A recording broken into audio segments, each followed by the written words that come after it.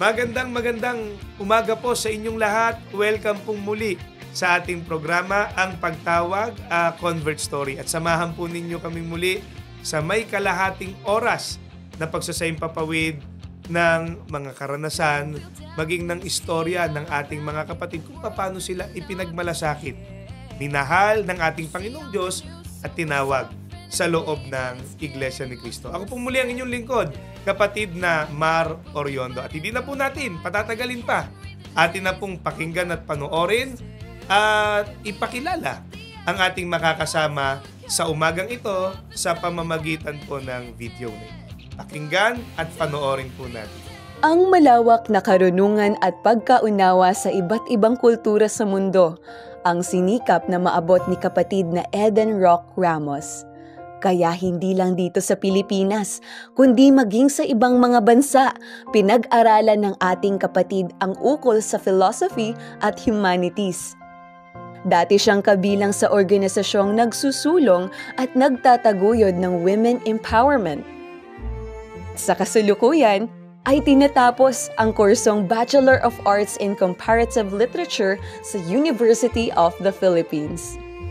Ang lahat ng natutunan at pinagdaanan ng ating kapatid naging daan para matagpuan niya ang direksyong matagal na niyang hinahanap. Ito ay buhat ng makilala niya ang Iglesia ni Cristo.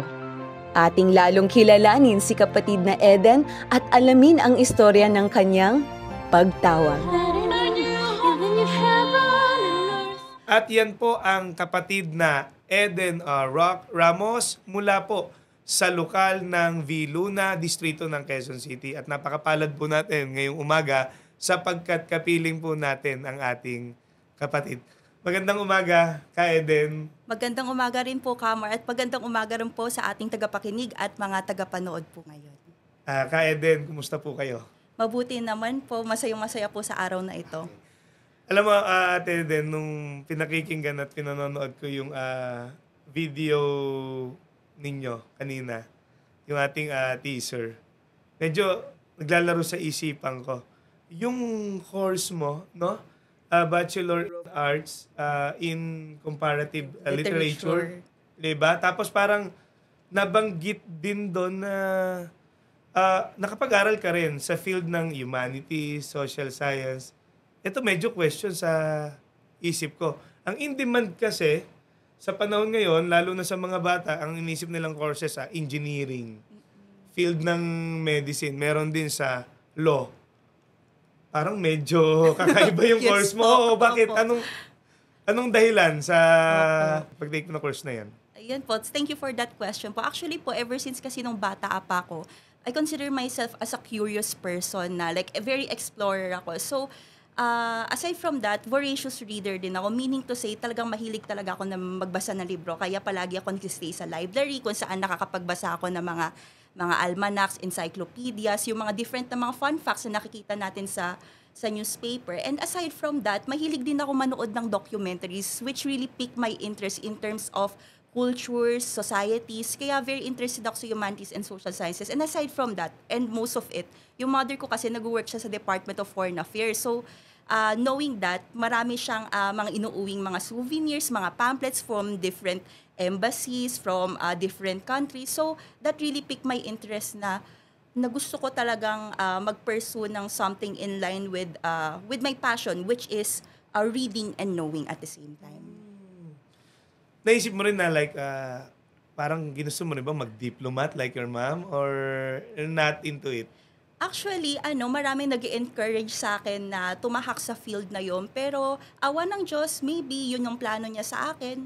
So, I'll see sooner or later. Yes, oo. Doon, sa dami ng nabasa mo, di ba? Sa literature, sa mga inuuwi ng parents mo, ng mother mo, sa iyo, meron ba doon somehow na like may kinalaman sa Iglesia ni Cristo? Or I should say, paano ka natawag sa Iglesia ni Cristo? Actually po before, wala po talaga akong mga nababasang related sa Iglesia ni Cristo. So bali po, ang una kong discovery sa Iglesia ni Cristo, kasi po nangungupahan kami sa isang bahay, nakaharap lang po ng kapilya ng Iglesia ni Cristo. So doon nag-spark yung fascination ko and interest na grabe, ang ganda-ganda niya, ang aliwa-aliwalas, tapos very organized na lumalabas-pasok yung mga tao. So from that very beginning pa lang, ang ganda na nung impression ko sa Iglesia ni Cristo na napaka-organized, na napaka-courteous sa mga tao na bagamat hindi rin kaanib. Yun po yung unang impression ko talaga sa Iglesia ni Cristo. Pero at the same time, hindi ko alam na paano pumasok doon. Hindi ko alam kung paano ba i-approach. So parang wala akong direct outlet kung paano ko ba ma-discover yung mga doktrina, tuntunin sa loob ng Iglesia ni Cristo. Ilang taon ka nun, Ate That Eden? was around mga grade 1 to 10. Unti-unti, sa paglipas ng panahon, paano ka na nagkaroon ng actual access, no? Doon sa mga aral, pangunahin na. Sa yung binabanggit mo na doktrina, yung binabanggit mong doktrina ng Ka-Eden, yan yung mga pangunahing aral na sinasampalatayanan sa loob ng Iglesia ni Cristo na itinuturo sa pamamagitan ng Biblia. Ayun nga po, knowing na may fascination na po ako sa Iglesia ni Cristo dahil maganda po yung impression, maganda po yung reputation din po na binibigay po sa akin.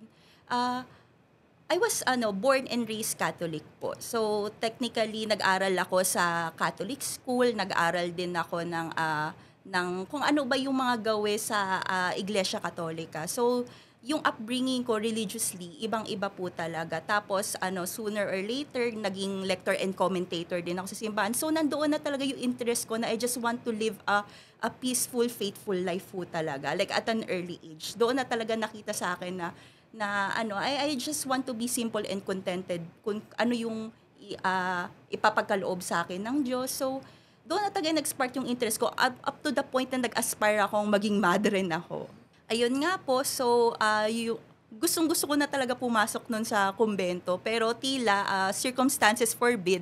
Sabi ng mga magulang ko, hindi, sasama ka sa assignment ng mami mo sa India, kung saan magsisilbi siyang, isa nga siya sa mga staff sa Embassy of the Philippines sa New Delhi, India. So, medyo may tampo ko sa mga parents ko nung kasi hindi nila ako pinayagan. It's a religious path na parang gusto ko nang i-partaking. Wala namang masama doon kasi you just want to live a simple and contentment life na naglilingkod ka sa Diyos. So, eventually, na-enroll din po ako sa convent school. Nag-grade 11 and 12 ako kung saan nagpursue nga po ako ng humanities po. Yun po yung aking stream.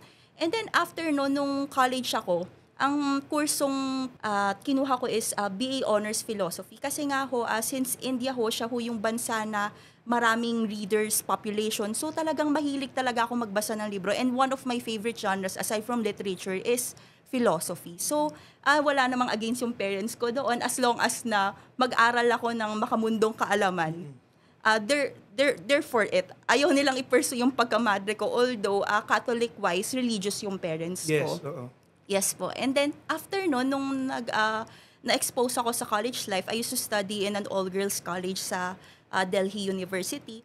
Eventually, na-expose nga ho ako doon sa mga makmundong kaalaman na maraming mga ideologies, mga concepts ako na alam na very empowering in general. So, even if I consider myself as religious, parang nag-loosen up yung specific belief ko sa Diyos. Yes. Kumbaga ba, later on, since parang gusto kong makisakay doon sa mga concepts ng diversity, inclusivity, I decided na to label myself as agnostic theist. Ngayon po, as an agnostic theist, naniniwala pa rin ako, may respeto pa rin ako na there's a higher being sa akin na alam ko siya yung nag-create sa akin, pero unknowable siya sa akin. Like, I don't want to put a label that time na sino ba yung Diyos? Like, anong reliyon ba siya? Kasi ang India, marami siyang religions doon. Nandun yung Hinduism, Buddhism, Sikhism, Islam. So, talagang nag-intersperse lahat. So, parang knowing that I'm in a diverse place and environment, na-manage ko yun, i-equip din yun sa belief ko na na I'll just accommodate all beliefs in me and just generalize God. So nagkaroon ka ng access sa mga ideas, sa beliefs, iba't ibang religion, and at the Yes same po. time, iba't ibang kultura. Yes Dahil po. napaka-diverse nga nung culture ng lugar na napuntahan mo. Yes po, very much. At dito po natin makikita na yung information, no?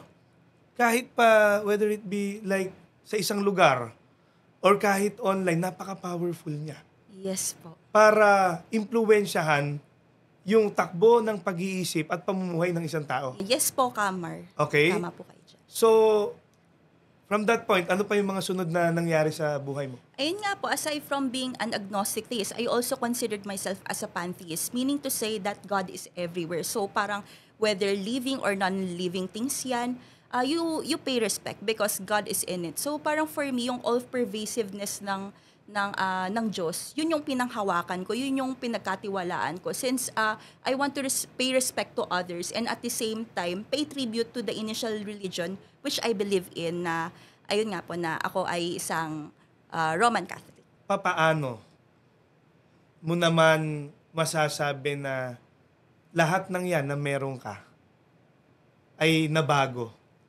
Dahil eto na, nagkaroon ng opportunity na makilala mo ang Iglesia ni Cristo, or should I say, tinatawag ka ng ating Panginoong Diyos sa loob ng Iglesia ni Cristo. I must say po, yung buhay ko po sa India, that's where yung growth ko as a person and as a woman nag-step in. Like I literally bloomed as a person. So doon ko na-experience yung growth, sense of community, sense of love. Kasi I'm in a new place and the place is so diverse up to the point na makakahanap talaga ako ng sense of belongingness each and everywhere. Kasi ganun ka-diverse yung India. And then suddenly, bigla na lang siyang nanakaw sa akin. Like yung pag-aaral ko, yung sense of community, yung mga friends ko. Kasi biglang napauwi yung family ko from India to Philippines. So for me, that's a very disheartening period of my life, which is very traumatic, I'd say. Very traumatic, na may sense of injustice, na may sense of unbearable na talaga yung pangyayari sa buhay ko, up to the point na nawalan na ako ng sense of direction, nawalan na ako ng purpose sa buhay. Wherein na-aggravate din yung mental health ko up to the point na wala na talagang sense of clarity. Even yung general belief ko that there's a higher being, that God is everywhere, medyo nagdwindle na siya. Nagdwindle na. Kumbaga ba, nasa likuran na lang siya ng isip ko. Napalayo na ako doon sa paniniwala ko na yun that God still exists. May mga nangyari sa buhay mo at sa pamilya mo na hindi maganda. Yes po. Lahat po ng hopes and dreams ko bigla na lang nanakaw sa akin na hindi naman ako yung may kasalanan to begin with. Yun po yung talagang nangyari po sa buhay ko, which is, I'd say na yung vulnerability ko na yun talaga yung stepping stone as to why na nag-enter yung Iglesia ni Cristo as a faith sa akin. Bakit? Paano? Sa anong pagkakataon na curious Yes po. ako? Okay po. Ayun po. Tapos right after akong umuwi sa Pilipinas from India, yung mother ko naman, years went by, na-assign naman sa Bangladesh. And sa Bangladesh, pandemic time po nung na-assign siya. So, technically sheltered ka sa bahay. So, parang maski you want to explore the place and environment, yung Muslim-dominated country as a Bangladesh in general, hindi ko magawa kasi naka-coop in lang ako sa bahay since it's pandemic Lahat time. naman Yes that po. time di ba? Kahit Yes dito sa Pilipinas, talagang hindi tayo makalabas ng bahay.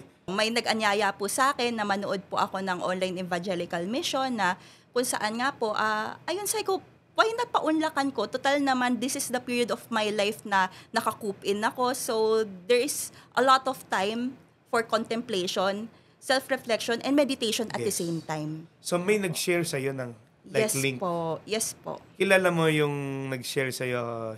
Actually po, since yung mother ko po, nagtatrabaho siya sa Philippine Embassy, so yung mga OFWs naman po, very welcoming po sila na paunlakan po. And then from that point, anong mga nangyari? Anong napakinggan mo?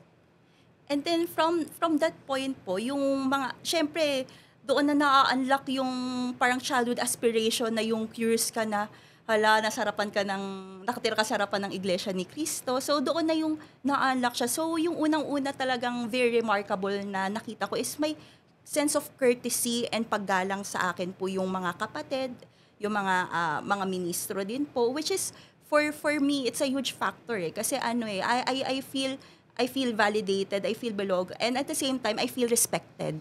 Sinong nag-approach sa'yo na makinig pa or paano nagsimula na suriin mo na ang aral sa Iglesia ni Cristo? Ayun nga po, since entirely online nga po, in-approach po ako ng minister. Ang sinabi niya po sa akin na whether gusto ko pa bang mag-proceed forward, na gusto mo pa bang maalam yung mga aral sa Iglesia ni Cristo. And happily po, pinaunlakan ko po siya kasi ever since naman talaga curious ako. And then afterwards po, aside po doon nga sa impression, sabi ko na very, very courteous, na I feel respected, I feel validated, which is very important to me. Ang isa pa pong impression na nakita ko is very Bible-based. Kasi ako as a literature major, I've been reading books for the longest time, but never kung hinawakan yung Biblia at inassess yun myself. So for me, very important sa akin yung Bible-based, and at the same time, yung sa atin yung nanggagaling yung tanong, pero ang sasagot mismong Biblia. So for me, ang laking kumbaga ba, ang laking validation point din sa akin nito na wow. So kumbaga ba, parang na-amaze pa ako lalo aside from the initial impression ko. Anong mga partikular na aral ng Iglesia ni Cristo Opo. na napakinggan mo na yun yung pumukaw sa puso mo, sa isip mo na totoo ang Iglesia ni Cristo. Ito talaga ang tunay na sa Diyos, na andito ang tunay na paglilingkod. Mentioning earlier po na dati nga po akong may paniniwala akong agnostic, meron din akong paniniwalang pantheistic ako. So, very generalized nga po yung approach ko or kung paano ko ina-identify kung sino ba po ang Diyos. So, natutuwa po kasi natugunan po yun ng ministro po na nagdoktrina sa akin nang sinabi niya nga po, ang Diyos po ay iisa lamang. At yun po ang Panginoong Diyos, ang Ama po natin. Tapos, at yun, nakasulat talaga sa Biblia. Yes po, batay nakasaad sa po. Biblia. Go ahead po. At aside po doon, hindi ko na po kailangan din ng mga ibang santo po na mag-i-intervene sa akin kasi po, isa lang po ang mediator, which is ang Panginoong Hesukristo din po. Which is for me, na-simplify niya po lahat. And then aside from that, ang isa pa pong particular na teaching po na talagang pumukaw sa akin na hindi ko talaga matakasan is yung turo po patungkol sa kaligtasan. Kasi po sa kaligtasan po, doon ko po nalaman na in order po na para maligtas ka, kailangan ka pong pumasok sa katawan ni Kristo. Kailangan maging parte ka niya ng kawan niya, which is ang Iglesia ni Kristo. And then, ano pa yung ilan sa mga nakita mo sa Iglesia ni Cristo or aral sa Iglesia ni Cristo na talagang nakapagpatotoo sa'yo na totoo ang Iglesia ni Cristo nasa Diyos? Ayun nga po, bukod pa po doon is ang kagaya nga po ng sinabi ko kanina, yung turo po, yung leksyon po na patungkol po sa kaligtasan, yun po talaga yung pumukaw sa akin na kailangan po, nasa loob po ako para po maturuan po ako ng mga aral na nakasaad po sa Biblia at isa buhay ko po yun. And in fact, yun po talaga yung tipping point sa akin na gusto ko pong pumasok sa iglesia kasi alam ko po ang buhay ko po ay magiging tuwid. Meron na pong mga tuntunin na kung paano ko pong aalagaan ng aking sarili, paano po ang approach ko sa buhay, sa mga pagsubok, sa mga balakid po sa buhay, at kung paano po tumanggap ng biyaya, at the same time po, at higit sa lahat, is kung paano po, sa anong paraan ko po mapapaglikuran ang Diyos na kung saan po siya malulugod. At yung binabanggit mo, yan ay panayang itinuturo, lalong-lalo na sa panahon ng mga pagsamba. Opo. Ang itinuturo sa atin kung ano utos ng Panginoong Diyos, kung ano aral niya. May nabanggit ka sa akin nung mga unang pag-uusap natin na sabi mo susundin mo lang yun eh. Nakasulat na. Opo. Mapapabuti ka. Opo. Lalong-lalo na yung patungkol sa pamilya. Ano ang take mo? Ano ang natutunan mo sa Iglesia ni Cristo? Honestly po, nung nalaman ko po yung leksyon po patungkol po sa kung ano po yung structure po ng family, natuwa po talaga ako kasi po as a babae, di ba usually po kapag tinitingnan yung Bible, ay maliit lang yung babae dyan. Yun po yung isa sa mga parang mga teachings na parang gusto ko talagang maalam nung dinodoktrinahan po ako. And napatunayan ko sa sarili ko na empowered and liberated po ako as a babae kasi may purpose at may function na po akong kailangan ko pong gampanan. At meron din po at ang future ko pong katuwang at mapapangasawa, meron na rin po siyang sarili niya pong function. And yung function na po yun na parehas po na ginagawa ng lalaki at babae, very empowering po yun kasi ganun po ang pagkakahanay ng ginawa po ng ating Panginoong Diyos na nakasaad po sa Biblia. Ano yung naging mga natatanging karanasan mo sa pagpasok o sa pag-anib ng Iglesia ni Cristo? Lalo sa panahon na nasa proseso ka nito. Ayun nga po, nasa proseso po ako. Yung dinoktrinahan, sinusubok po ako entirely online. So meaning to say po, wala po akong direct interaction po sa kung ano po yung itsura ng kapilya. Dinedescribe lang po siya sa akin. Tapos nakikita ko rin po yung mga litrato po online. So, binuno ko po yung pagiging dinodoktrinahan at sinusubok ako for more than a year. Nasa Bangladesh ako, nag-aaral din ako at the same time na mga online classes. Binuno ko po siya and sinabi ko sa sarili ko na hindi ako uuwi ng Pilipinas unless na ako ay bautisado. Hinintay ko po talaga yung moment na yun na ipagkaloob sa akin ng Panginoong Diyos. Hinintay ko rin po yung pagkakataon na mag-loosen up yung travel restrictions kasi po yung ministro pong magbabautismo sa akin nanggagaling pa po sa ibang bansa, from Thailand pa po, lilipad pa po siya sa Bangladesh. And honestly po, nakakataba po siya ng puso kasi po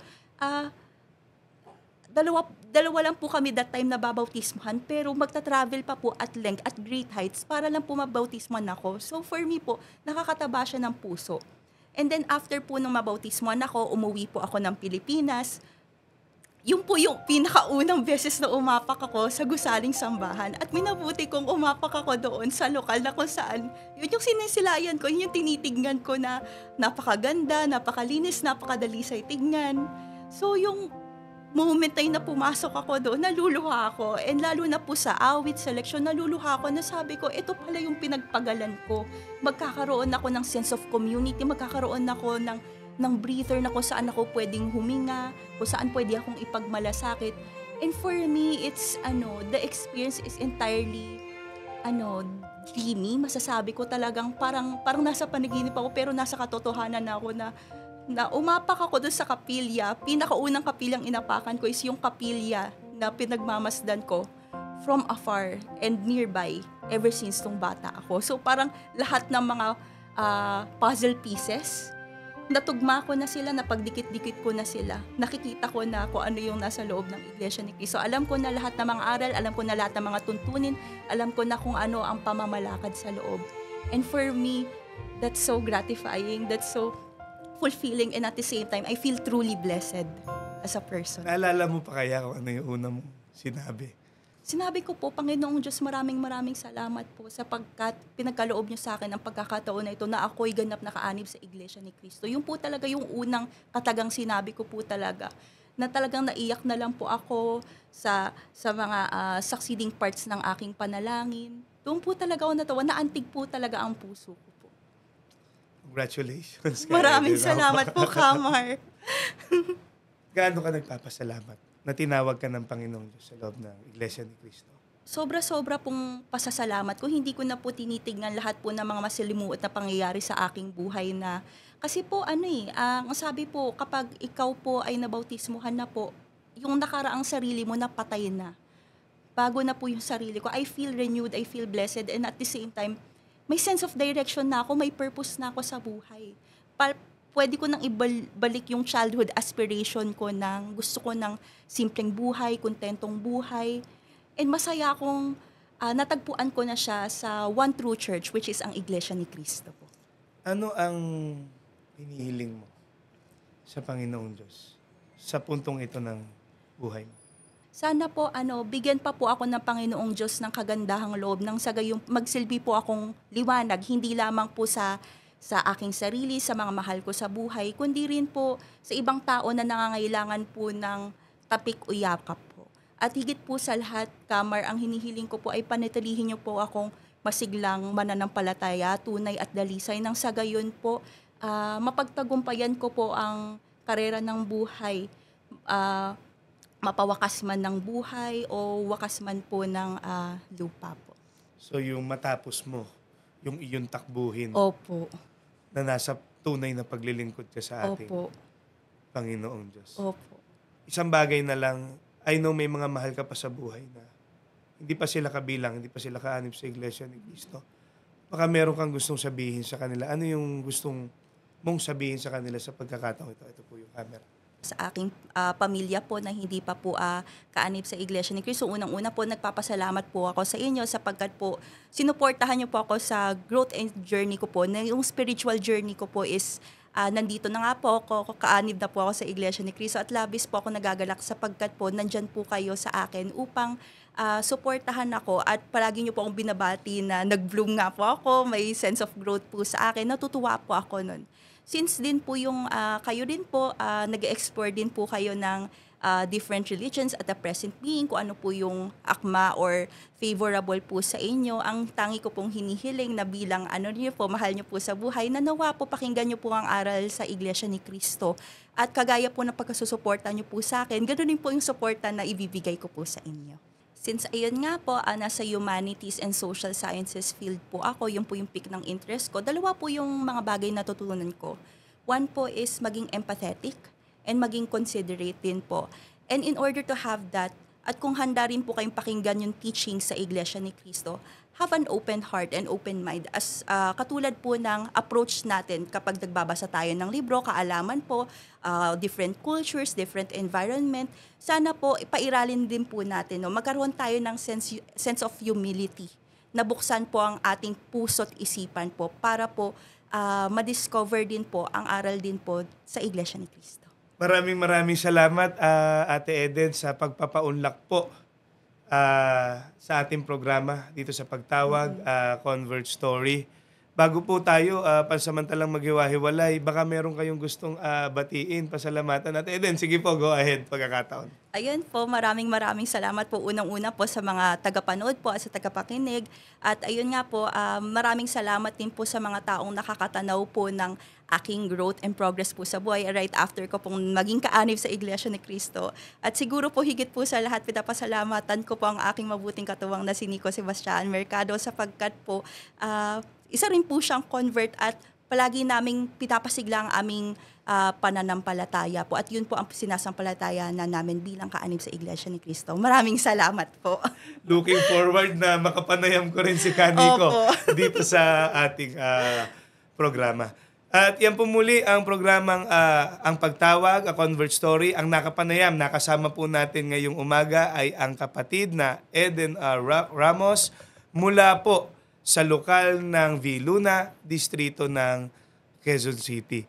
Nagpapasalamat po tayo unang-una sa ating Panginoong Diyos at sa ating Panginoong Jesucristo. May mga ganitong programa ang Iglesia ni Cristo na nawa magbigay daan po, lalong-lalo na sa mga hindi pa kabilang o kaanib sa Iglesia ni Cristo, na magsuri rin sa mga aral ng ating Panginoong Diyos na itinuturo sa loob ng Iglesia ni Cristo.